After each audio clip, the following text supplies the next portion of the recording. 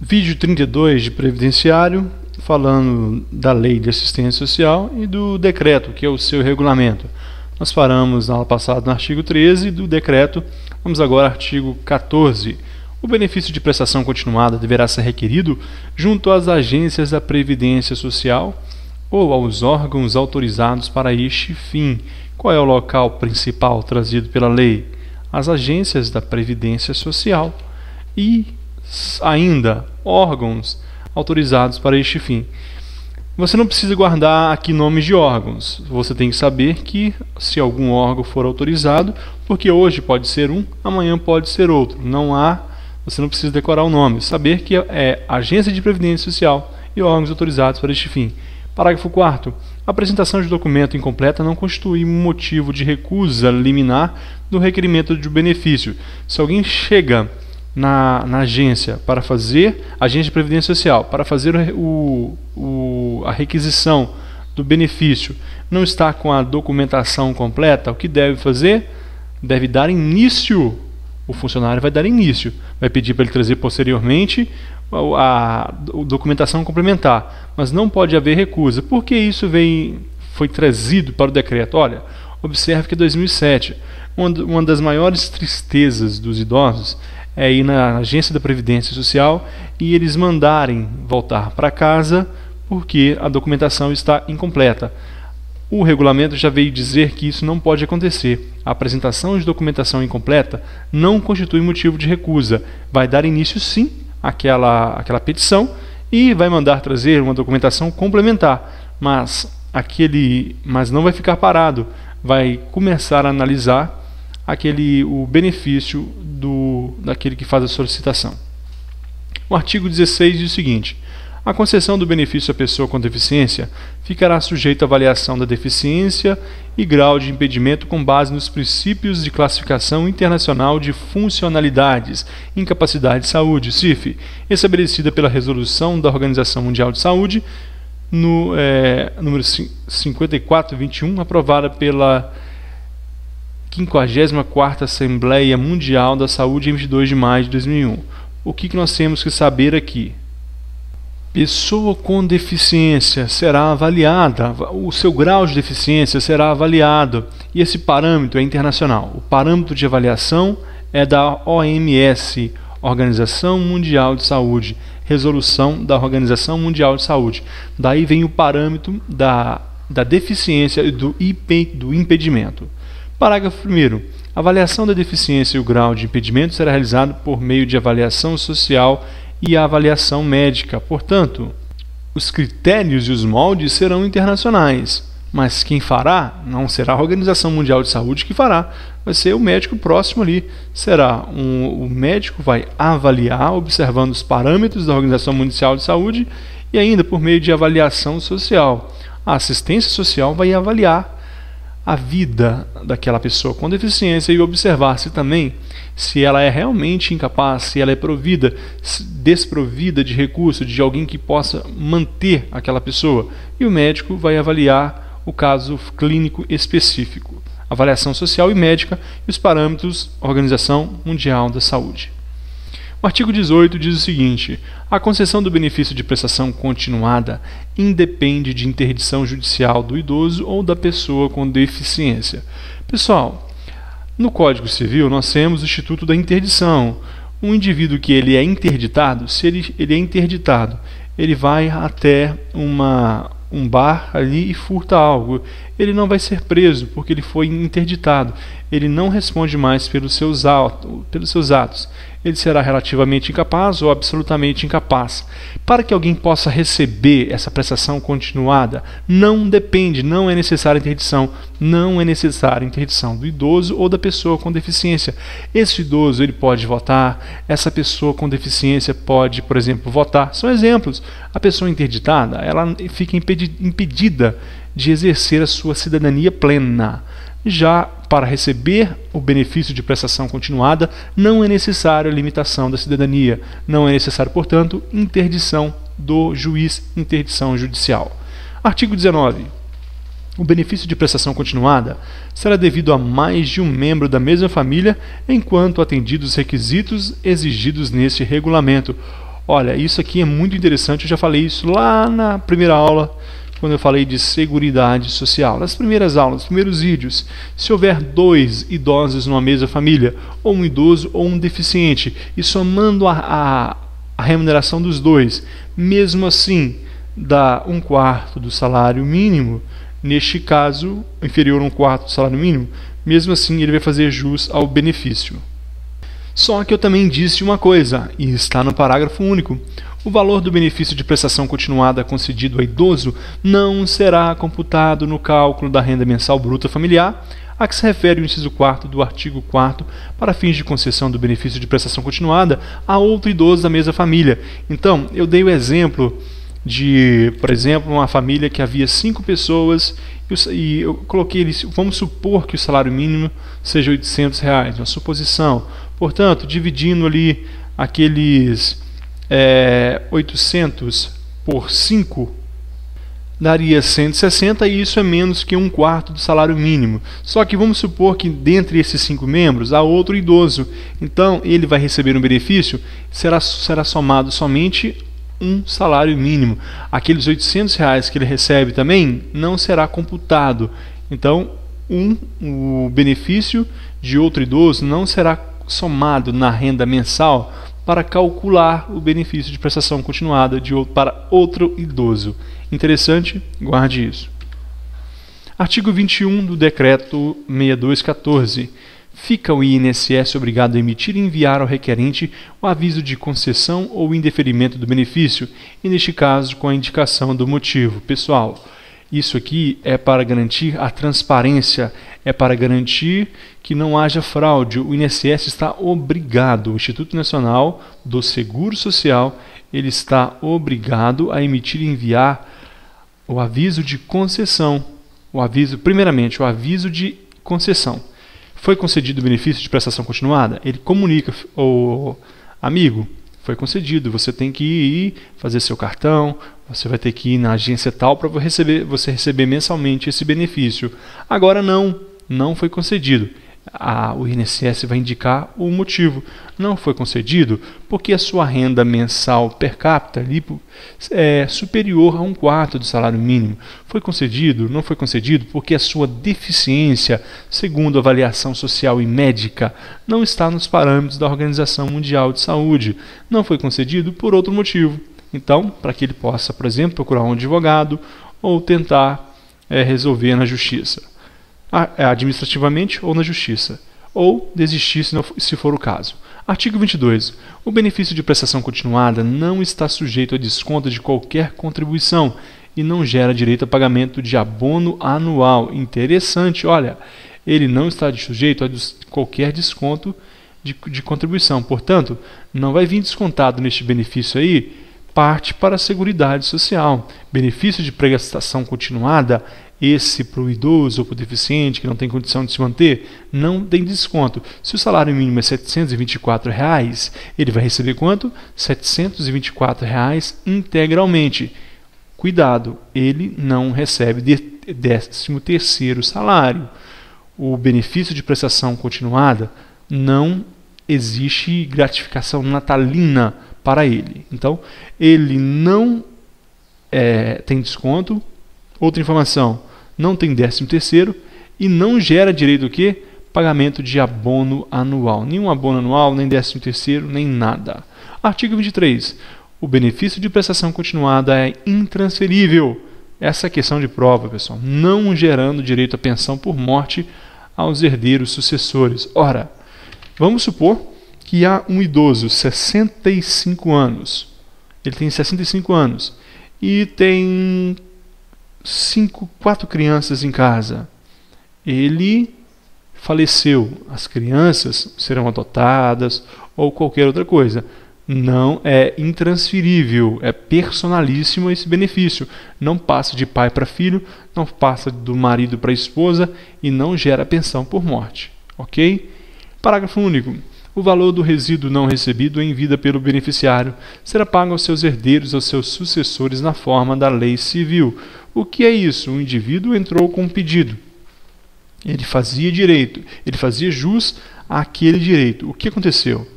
demorou 6 meses para ele começar a receber, por atraso burocrático ali do INSS.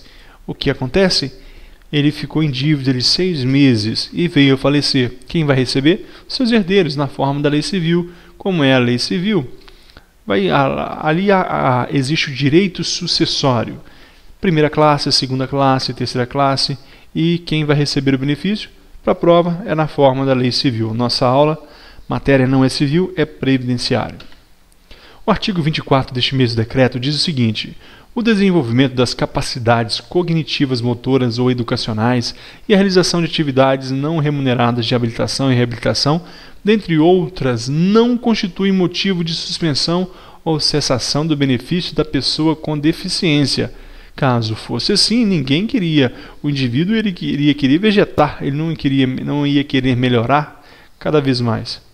Vamos supor que o indivíduo ele é deficiente, recebe o benefício e o INSS o leva para ele fazer a reabilitação, para que ele possa praticar exercícios e atividades ali dentro do Centro de Referência e Assistência Social.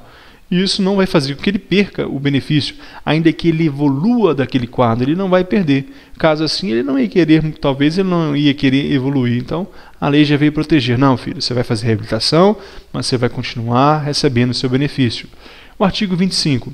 A cessação do benefício de prestação continuada concedido à pessoa com deficiência, inclusive em razão de seu ingresso no mercado de trabalho, não impede nova concessão do benefício, desde que atendidos os requisitos exigidos neste decreto. Por exemplo, exemplificando o artigo 25, uma pessoa com deficiência, ela tem uma evolução, consegue arrumar um emprego, ela perde o benefício e vai trabalhar, vai ter seu emprego, vai trabalhar, por exemplo, telemarketing. Essa pessoa, com o tempo, ela tem uma recaída, ela não consegue nem falar direito, vai perder, não tem condição de trabalhar. Ela poderá novamente receber o benefício? Sim.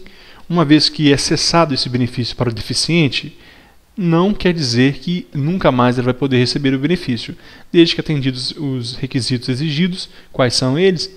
A deficiência, avaliação social, avaliação médica, a Organização Mundial de Saúde, os parâmetros, menos de um quarto do salário mínimo, a renda mensal familiar. Tranquilo? Vamos lá. O artigo 36 ainda do mesmo decreto diz o seguinte: o não atendimento das exigências contidas neste regulamento pelo requerente ensejará o indeferimento do benefício.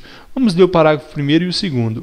Do indeferimento do benefício caberá recurso à Junta de Recursos do Conselho de Recursos da Previdência Social, no prazo de 30 dias, a contar do recebimento da comunicação. E o parágrafo 2º. A situação prevista no artigo 24 também não constitui motivo para o indeferimento do benefício. Vamos entender esse contexto aqui.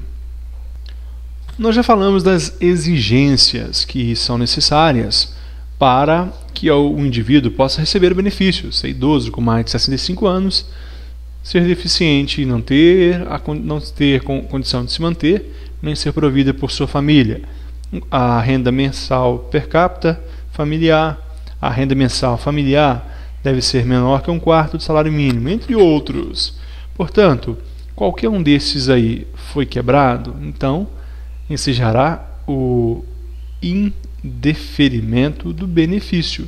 Portanto, não vai receber o benefício se não atender os requisitos. Agora, ele fez o pedido, foi indeferido. E aí, o que eu faço? Você pode recolher a Junta de Recursos do Conselho de Recursos da Previdência Social.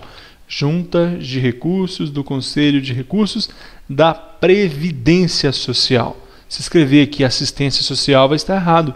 Não existe junta de recursos do Conselho da Assistência Social. O indeferimento será para a junta de recursos dos Conselhos de Recursos da Previdência Social. E o prazo é 30 dias para você contar. Ultrapassar os 30 dias, vai prescrever, não terá direito. 30 dias a contar do recebimento. Você recebeu a notificação do INSS de que não foi concedido o benefício e a justificação dos motivos ali. A partir daquele dia que você recebeu, 30 dias para você recorrer. Parágrafo 2º, a situação prevista no artigo 24 também não constitui motivo para o indeferimento do benefício. Nós vimos aqui no artigo 24 que o desenvolvimento das capacidades cognitivas, motoras e educacionais, realização de atividades não remuneradas de reabilitação, dentre outras, não constitui motivo da suspensão e cessação de benefício. Ou seja, a pessoa melhorou, ela evoluiu do quadro, não vai perder o benefício, a não ser que ela consiga um emprego e tenha condição de se manter. Então, guarde isso também pode cair na prova. O artigo 39, olha, compete ao INSS na operacionalização do benefício de prestação continuada. Qual é a nossa matéria? A nossa matéria é Lei Orgânica da Assistência Social. Para quê?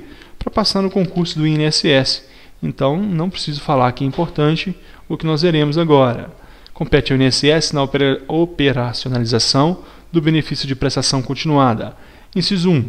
Receber os requerimentos, conceder, manter, revisar, suspender ou fazer cessar o benefício, atuar nas contestações, desenvolver ações necessárias ao ressarcimento do benefício e participar de seu monitoramento e avaliação.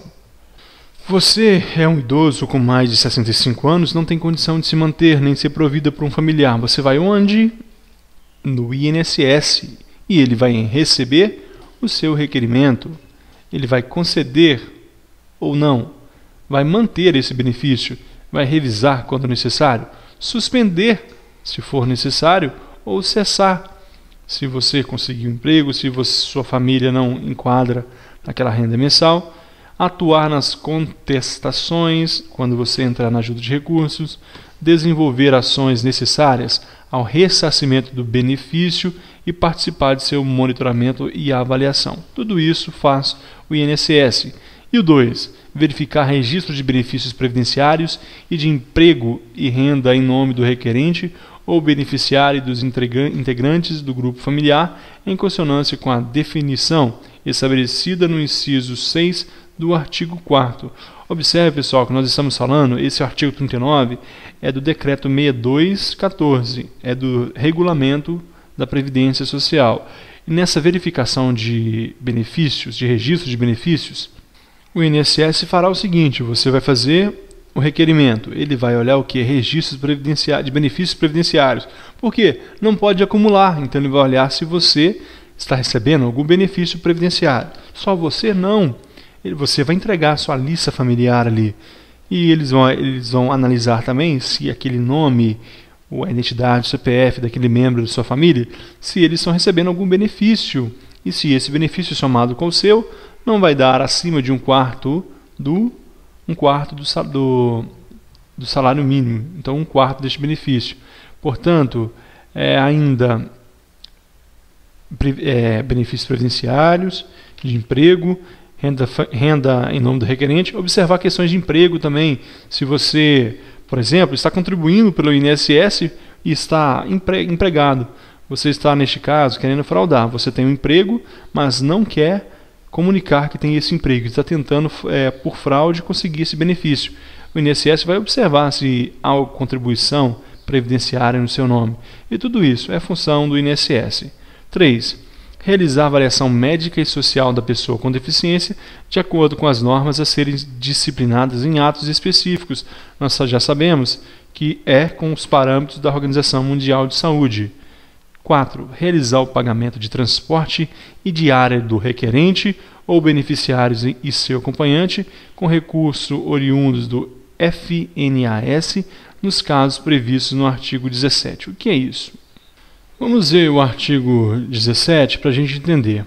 Esse recurso aqui do Fundo Nacional de Assistência Social, no caso previsto no artigo 17. Então, o artigo 17, ele fala o seguinte: na hipótese de não existirem serviços pertinentes para avaliação da deficiência do grau de impedimento do município de residência do requerente ou beneficiário, fica assegurado o seu encaminhamento ao município mais próximo que contar com tal estrutura, devendo o INSS realizar o pagamento das despesas de transporte diárias com recursos, pagamento de despesas de transporte diárias com recursos oriundos do Fundo Nacional de Assistência Social. Portanto, qual é a regra? No município, mas se não tem recursos, vai para o município mais próximo. E quem paga as despesas de transporte diárias o recurso vem do Fundo Nacional de Assistência Social. Compete ao INSS, então, realizar o pagamento de transporte diário desse requerente beneficiários e do acompanhante quando não houver no município. Compete ao INSS. Ele vai utilizar a lógica do Fundo Nacional de Assistência Social. E ainda compete ao INSS realizar comunicações sobre marcação de perícia médica, concessão, indeferimento, suspensão, cessação, ressarcimento e revisão dos benefícios. Estamos sendo redundantes ao falar disso. É o INSS que comunica a marcação de perícia, sobre a cessação do benefício, sobre o indeferimento sempre justificado, por que foi suspenso, sobre a cessação, repetindo, ressarcimento e revisão do benefício. Então, tudo isso, função do INSS. 6. Analisar defesas, receber recursos pelo indeferimento e suspensão do benefício, instruir e encaminhar os processos à junta de recursos.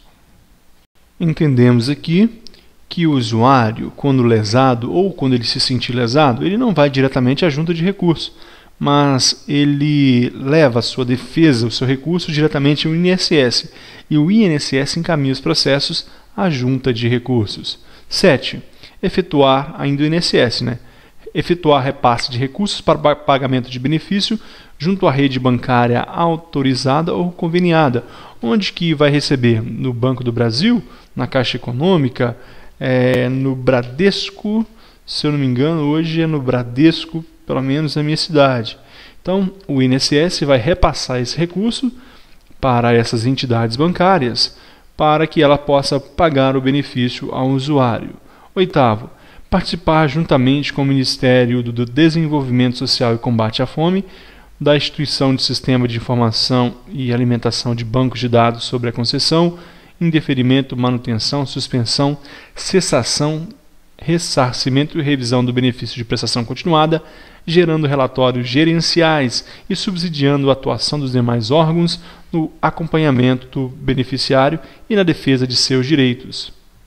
Temos aqui uma relação conjunta, o Ministério do Desenvolvimento e Combate à Fome e ainda o INSS. Eles vão agir em conjunto. Haverá um banco de dados, uma base de dados, onde ambos terão acesso numa instituição de sistema de informação, e esse banco de dados será alimentado sempre sobre a concessão, indeferimento, manutenção, suspensão, cessação, ressarcimento, revisão do benefício de prestação continuada, gerando relatórios gerenciais e subsidiando a atuação dos demais órgãos no acompanhamento do beneficiário e na defesa de seus direitos.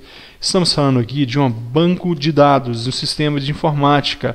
Será em conjunto com o Ministério do Desenvolvimento e o INSS. Então todos estarão a todo momento visualizando os procedimentos, visualizando a quantidade de benefícios que estão sendo concedidos, a quantidade de benefícios que estão sendo cessados e todas as informações importantes. Essa também é uma função do INSS.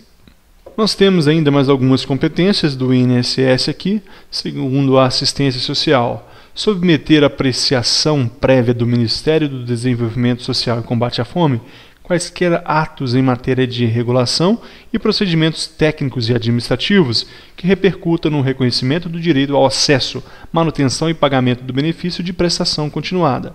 Nesse inciso 9, nós temos uma espécie de submissão do INSS em matéria de regulamentação. Vamos supor que o INSS quer colocar uma portaria dizendo que o pagamento não será no primeiro dia útil do mês, mas será no 5º dia ou no 2º dia, ou que durante alguns meses será pago sempre no dia 7, coisas deste tipo. O que acontece? Deve submeter à apreciação do Ministério do Desenvolvimento Social e Combate à Fome, quaisquer atos em matéria de regulação e procedimentos técnicos.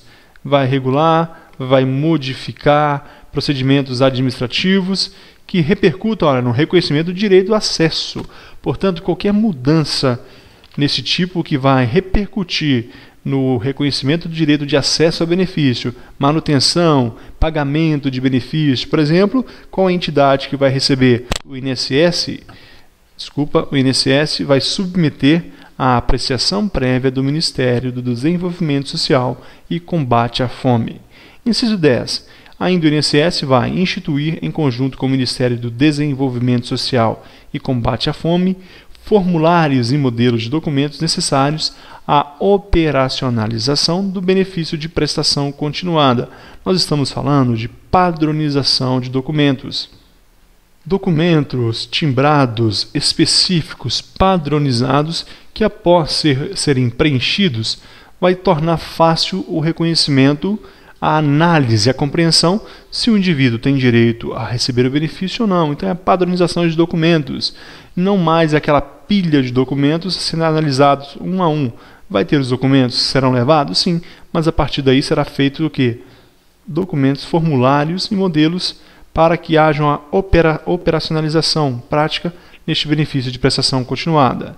E, no inciso 11, ainda compete ao INSS, apresentar ao Ministério do Desenvolvimento Social e Combate à Fome relatórios periódicos das atividades desenvolvidas na operacionalização do benefício de prestação continuada e na execução orçamentária e financeira dos recursos descentralizados. Preste atenção, nesse inciso 11, nós temos que voltar lá no caput. Olha o que diz o caput, preste atenção. Compete ao INSS na operacionalização do benefício de prestação continuada. Essa é a competência do INSS na assistência social, na concessão desse benefício. E nós temos aqui no 11 que o INSS deve apresentar ao Ministério do Desenvolvimento Social e Combate à Fome relatórios periódicos de atividades desenvolvidas na operacionalização do benefício de prestação continuada. Estamos falando de quê? Relatórios periódicos de tudo aquilo que nós vimos no inciso anterior. Todo aquilo que o INSS desenvolveu durante essa operacionalização, ele vai enviar relatórios periódicos para quem? Ministério do Desenvolvimento Social e Combate à Fome. Cuidado para, na hora da prova, cair lá o INSS, na operacionalização do benefício de prestação continuada, deve apresentar ao Ministério da Previdência Social. Aí 90% dos alunos vão e marcam esse gabarito. Ele envia esse relatório ao Ministério do Desenvolvimento Social e Combate à Fome, de tudo aquilo que ele fez em se tratando de operacionalização do benefício de prestação continuada. E a segunda parte, olha, e ainda na execução orçamentária. Execução orçamentária, o que é isso? O dinheiro que vai para a Seguridade Social, orçamentária e financeira. O que ele fez com esse dinheiro nos recursos descentralizados? Ou seja, existe o recurso que vai lá para aquela agência do INSS, lá naquele município que tem 2.000 habitantes, na divisa lá com o Chuí, com o Iapoque, descentralizado. Portanto, o INSS deve prestar contas, deve periodicamente enviar relatórios sobre essa execução orçamentária, o que foi gasto naquele local, nestes recursos descentralizados, desses recursos que foram para esses cantos mais longínquos do Brasil. Periodicamente, o INSS envia para este ministério. Para terminar esse vídeo, vamos ver somente o artigo 42. Preste atenção. O benefício de prestação continuada deverá ser revisto a cada 2 anos. Matéria de prova. Deve ser revisto a cada 2 anos, para o idoso, para o deficiente, para avaliação da continuidade das condições que lhe deram origem. Por exemplo, deficiência, outro fato gerador, pobreza, miséria, conforme dispõe o artigo 21 da Lei 8742 de 93, passando o processo de reavaliação a integrar o Programa Nacional de Monitoramento e Avaliação do Benefício de Prestação Continuada. Então, este Programa Nacional de Monitoramento, uma das suas funções é, a cada 2 anos, avaliar, rever, fazer uma revisão deste benefício para avaliar o que? O fato gerador. Qual é o fato gerador do benefício de prestação continuada? Deficiência. Então, vamos avaliar se aquela pessoa continua com deficiência. Qual o outro? Idoso com mais de 65 anos. A idade é fato gerador? Não. Ele tem que ter mais de 65 anos e não ter condição de se manter, nem para si próprio, nem para sua família. Então vamos analisar. É lógico que ele ainda vai ter mais de 65 anos, mas vamos avaliar o que? Se não tem condição ainda de se manter ou de ser mantida pela sua família. Aí eu faço uma pergunta para você, se cair na prova, o benefício de prestação continuada da assistência social, ele é vitalício, certo ou errado? Somente isso ele está errado, porque ele não é vitalício, ele não é um direito vitalício. Ele será vitalício se durante toda aquela vida o indivíduo não tem ainda condição de se manter. Mas se num dado momento um filho dele conseguiu um emprego, um dado momento a renda da família aumentou, ele perde o benefício. Portanto, deve ser revisto a cada 2 anos, porque ele não é vitalício. Para o que? Avaliar a continuidade das condições que deram origem, tanto no caso do idoso, tanto no caso do deficiente. Ok, pessoal, terminamos aqui mais esse vídeo e no próximo a gente volta com o nosso último vídeo de direito previdenciário, terminando Lei Orgânica da Assistência Social e o Decreto 6214 de 2007, e ainda eu farei nesse vídeo as considerações finais. Muito obrigado e até a próxima.